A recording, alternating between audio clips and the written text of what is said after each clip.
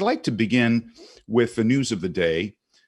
General Colin Powell, who I know you had, I'm sure, close associations with and knew well over the years. I had the privilege of doing an event with him, just like you and I are doing today, albeit in person, 9 years ago. And so I enjoyed the chance to get to know him. Your thoughts today as we mark his passing at the age of 84?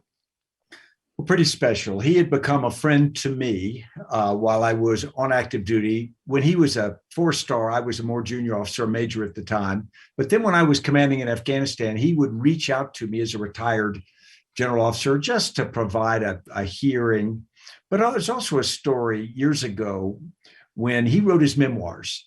And he came out to Seattle, Washington to do a book tour, and they were doing those book signings. And I was stationed out there in 2nd Ranger Battalion at Fort Lewis. My wife went to the book signing, and it was run like you've probably been to some of these, Dan, where they've got handlers, and you hand the book you bought up to a handler who then hands it to the author. Right. And they say, don't speak to the author. Just take your book and walk away. Well, my wife, as they're going through, she says, General Powell, do you know my father-in-law? And he goes, well, who's your father-in-law? And my father-in-law was Major General Herbert J. McChrystal, who General Powell had worked for. And General Powell looked down at her and said, is this book for him? And my wife said, yes, it is. And he took the book back and he wrote a full page of inscriptions to my father.